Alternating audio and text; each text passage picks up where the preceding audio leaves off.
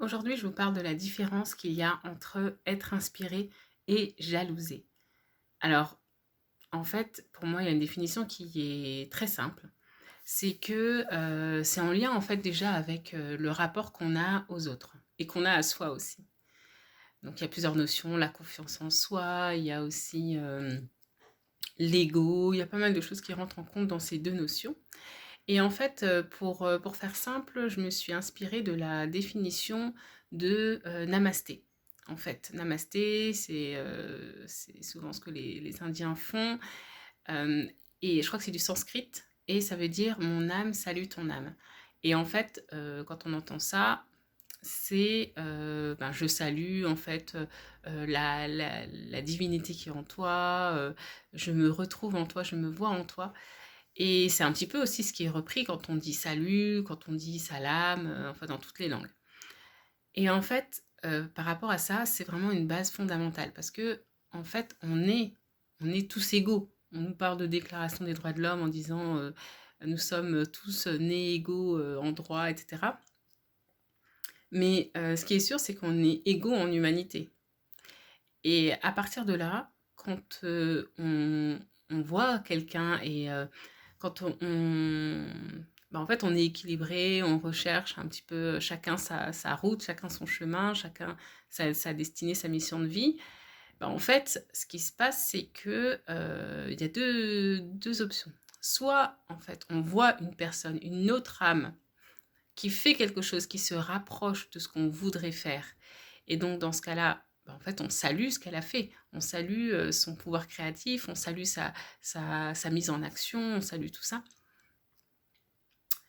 Euh, et donc, on est inspiré parce qu'on se dit waouh! Des fois, en fait, ce qui nous inspire chez certaines personnes, c'est le fait de voir qu'elles font des choses que nous, on a envie de faire aussi, mais pour lesquelles on se met des barrières, ou on a des croyances, on se dit ouais, mais je peux pas faire ci, ou je peux pas faire ça, j'ai pas les moyens, ou en fait, on se donne tout plein d'excuses. Et quand on voit une personne qui a moins que ce que nous, on pense avoir, et qui fait malgré ça, bah, en fait, on est inspiré.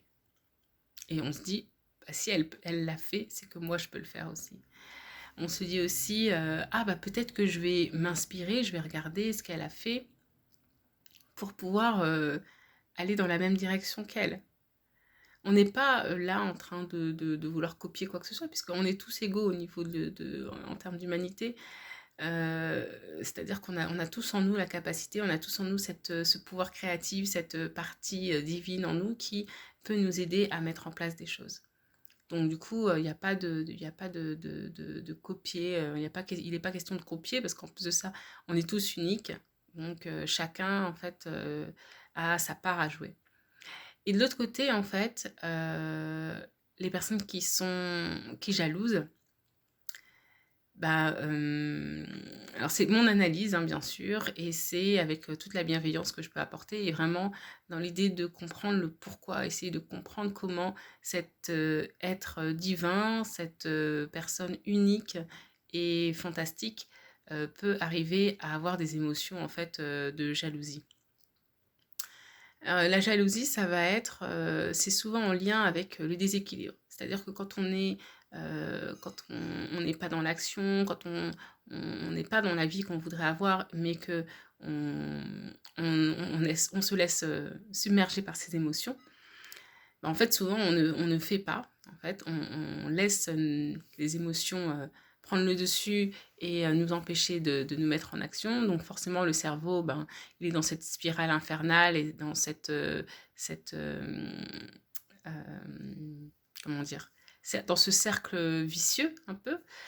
Et du coup, qu'est-ce qui se passe? Ben, en fait, on a tendance à se dévaloriser. Donc voilà, cercle vicieux, ça veut dire on se dévalorise, on fait pas, on se dévalorise, et on regarde les autres et on se sent encore plus dévalorisé, etc. Et en fait, c'est souvent là qu'arrive la jalousie parce que on va vouloir être comme l'autre. On va vouloir avoir ce que l'autre a. Sauf que, bah, encore une fois, comme je le disais, déjà, on est dans le déséquilibre par rapport à la confiance en soi parce qu'il n'y a pas de raison de vouloir être une autre personne que soi. Et puis aussi, il y a le fait de pas vous chercher à être dans l'équilibre. Donc, c'est pour ça qu'il est important de chacun pouvoir être sur sa route, être concentré sur sa route et faire les choses en fait qu'il a à faire tout simplement.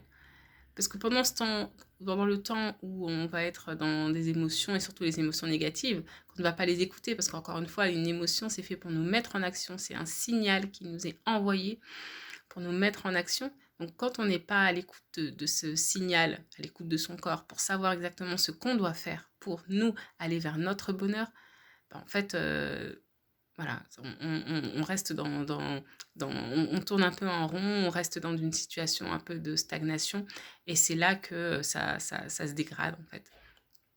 Donc tout ça pour dire qu'il faut toujours être en mouvement, toujours être dans l'action et être à la recherche de son bonheur.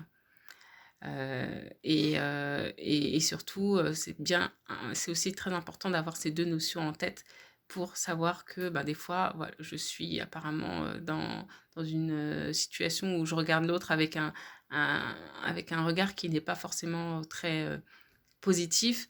Donc, c'est qu'il y a quelque chose à voir en moi. Parce qu'encore une fois, l'autre est notre miroir. Donc voilà, c'est encore une autre notion, mais j'en parlerai après. Très bonne journée, à très bientôt, au revoir.